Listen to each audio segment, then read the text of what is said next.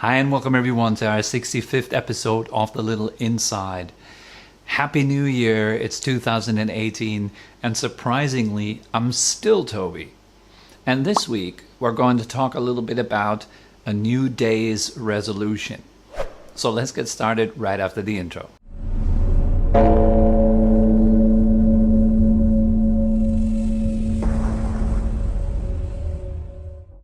Since it is the new year 2018, many people are starting off their new year with New Year's resolutions, right? And as we all know, New Year's resolutions tend to work out for a few days, maybe a few weeks, and then we slowly kind of forget about our resolutions and go back to our old habits. So in this video, I'm going to talk a little bit about how to avoid this kind of tendency to go too far ahead into the future and thereby really ruining our step-by-step approach to our goals. Presence is power. By letting go of future and past thoughts, we're actually being empowered. Now, at first that might seem kind of counterintuitive because we are usually tending to drift off mentally into the future, trying to make sure that our life's path will go into the right direction and everything will work out and so forth. But in truth, really, we can't make sure that the future will play out a certain way. There's just too many things that can happen along the way. So in order to actually live your life more efficiently, you want to come from a state of nowness or presence. Because actually, like when you're driving in a car, you don't really drive 200 meters ahead or 2 kilometers ahead. You're driving right there in this moment, in this area of the street. And here is your power, actually. This is where your power is. You can't steer your car to the left 200 meters from now. It's impossible. You don't have any possibility of acting in the future. You can only ever act now. And action is our power. With our actions, with our motivations and so forth, we're actually shaping the way our life unfolds. You cannot shape your life in the future. You can shape it right now. And you shape it right now by the way you react to the present circumstances, or by the way you are able to work with the present circumstances.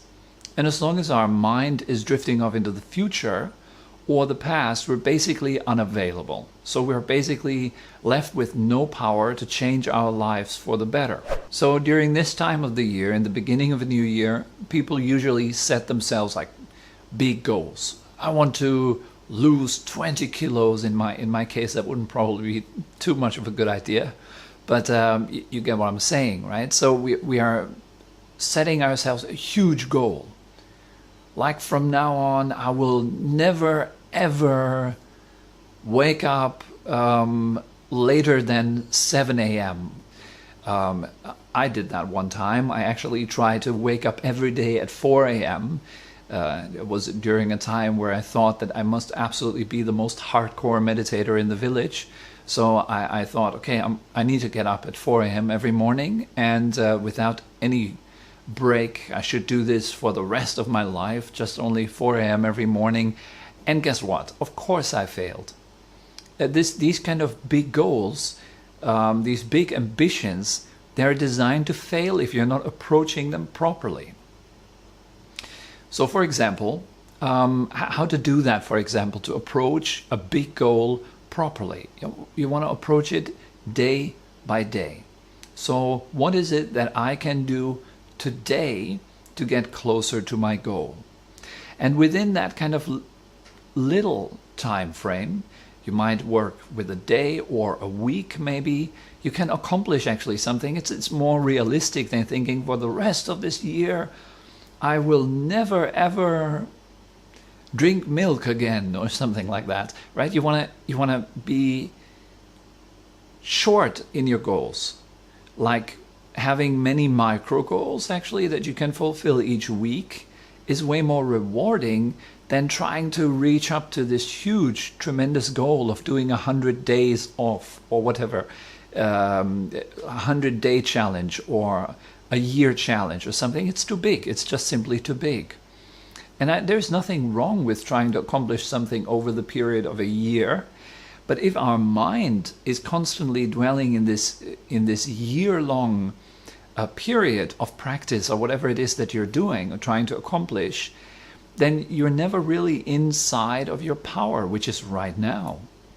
In order to get you into your zone of power, into the area of your life in which you actually can act, which is here and now, we need to learn to become more consistent. And in order to become more consistent with what we do, because consistency is in fact what leads to the fulfillment of your goals in the end, starts with two other factors, which I would like to introduce in this video.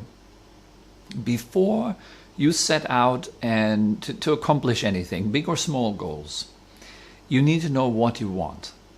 And of course that sounds like, well, of course I need to know what I want. But in a funny way, most people actually never think about what they want. They mostly operate from a state of knowing what they don't want and trying to avoid that. Right? Which is ridiculous, because all our energy, all of our attention is really feeding what we don't want. And as long as our attention is dwelling with what we don't want, we're giving, we are feeding, as I just said, what we don't want. So that becomes stronger, it becomes more predominant in our life. So instead of going for what we want, we're nourishing our fears of what we don't want. And that's not very clever. It will not really get us to where we want to be. So here I suggest the following. Sit down, maybe after this video, take a piece of paper and write down what you really want, but with a little twist. Imagine this was your last day. Okay, so you have one more day to live. You will die this sunset, when the sun is going down.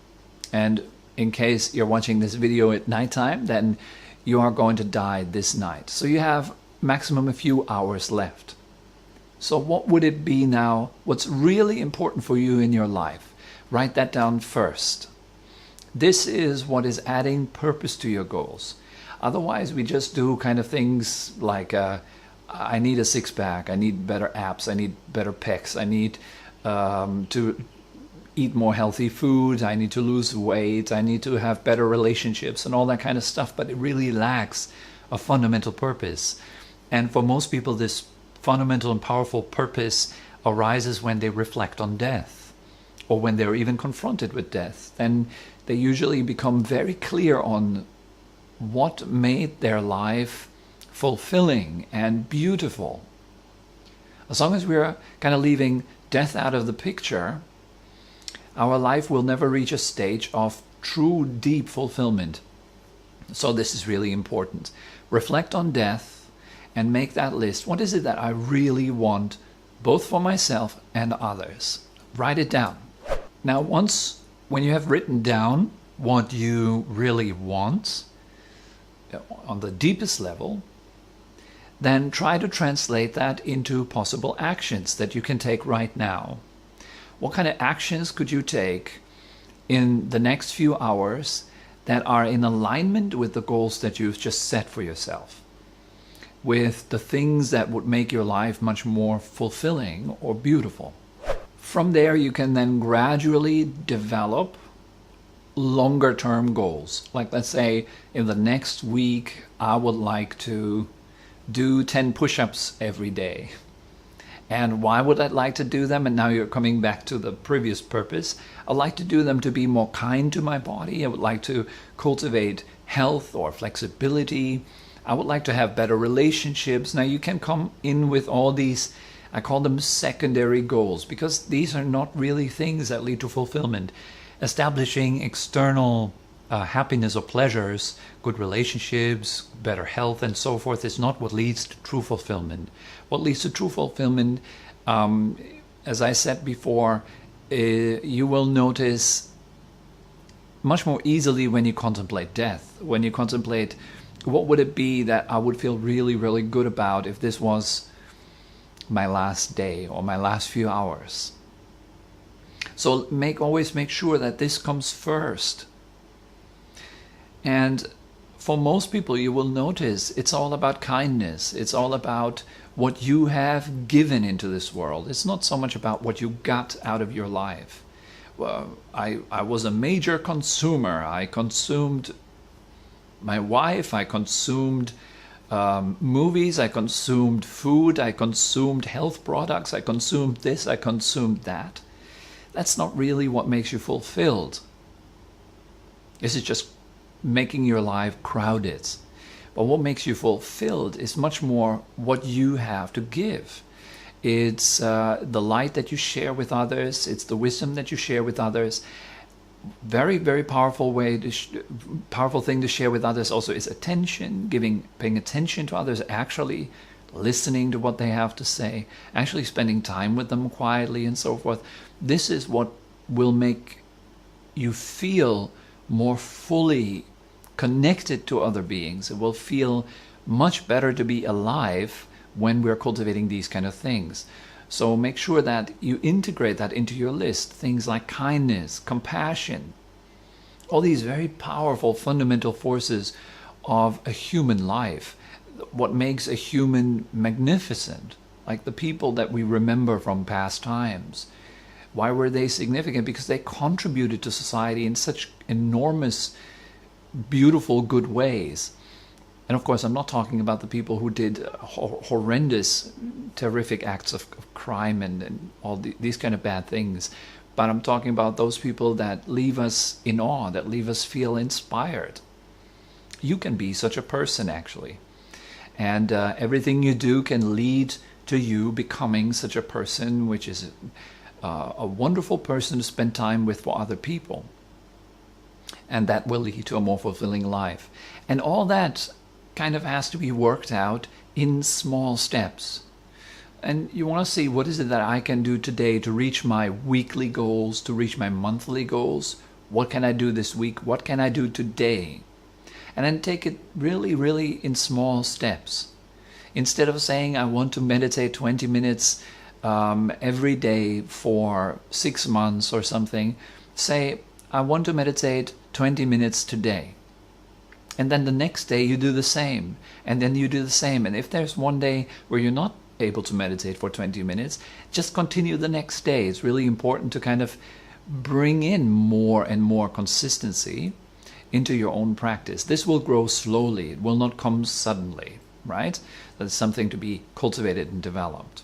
Now, to come back again to these 3 steps that I wanted to introduce. The first one being knowing what you want. So that's really important. Second step is having a vision. It means that you are able to feel like that person that you want to be.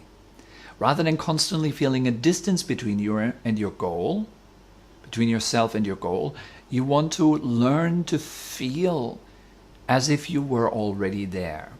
So this goes very much into visualization. I will cover that in another video.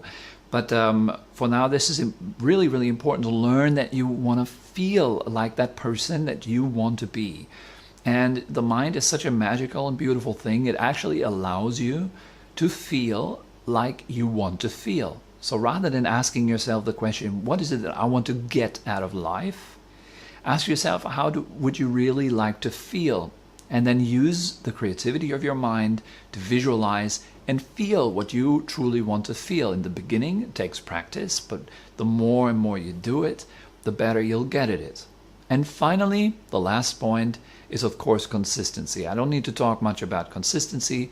We all know how important it is to be consistent in what we do. And here, again, it comes in handy to do it day by day, not month by month or year by year. So again, the 3 points are: 1, know what you want. 2, have a vision, basically embody what you want. And 3, be consistent with that, right? And then over time, you will get better and better. There is no shortcut to that. Therefore, you want to make sure that your path is fun. So that's it. That's all that comes to mind for this video. Again, I'm wishing all of you a wonderful, fantastic new day. new year, of course, and all the best with your projects. And looking forward to spending some time with you in the near future. Maybe it would be great to hang out again together, come and visit one of our retreats here in Phuket. And well, I'm wishing all of you guys the best and looking forward to see all of you again next Wednesday. Bye bye.